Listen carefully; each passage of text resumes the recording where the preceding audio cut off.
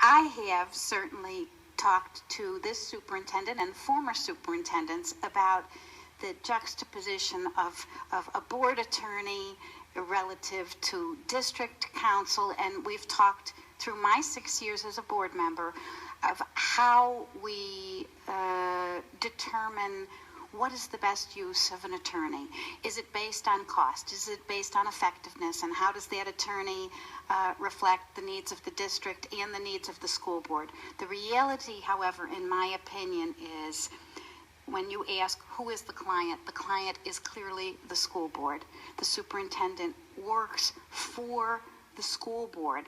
And in that vein, I think that it's the school board's responsibility in terms of this individual to have a reporting mechanism to the board. I'm certainly not opposed to this individual also reporting to the superintendent and designing. I realize that that is difficult.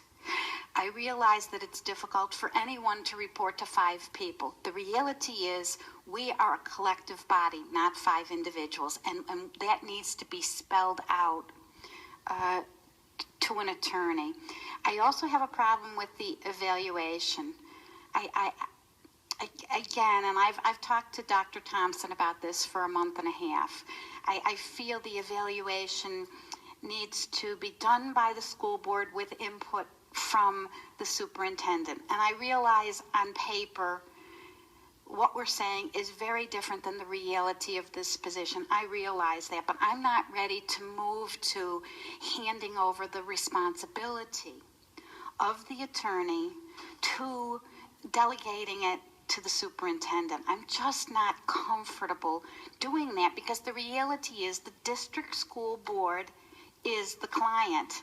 The superintendent works for the school board. And then the third point I'd like to make, and that is, I have had a few calls about what the state statute reads in terms of who the school board hires, that being the superintendent, a school board attorney, and I believe an internal auditor. I'd like to know exactly what that language says. I tried to look it up myself before the meeting, and I could not find it. I want to know if we're required to hire those individuals, if it's suggested.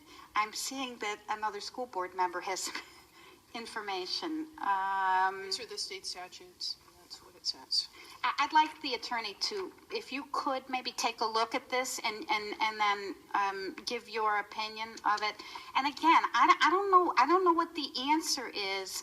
I'm not comfortable and will not vote for giving up the responsibility of hiring this individual.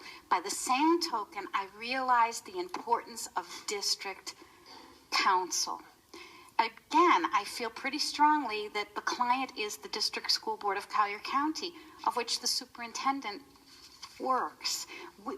Instead of talking about the superintendent or the school board, I think we need to talk about the collective leadership team and how it affects what the job description is specifically, what this person is going to be required to do. The reality is, no matter how we frame this job description, clearly the individual that's hired will have specialty areas.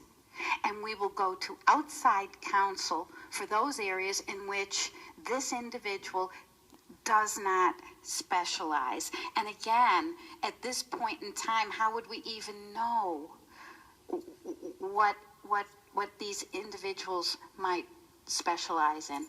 We have no idea. If I could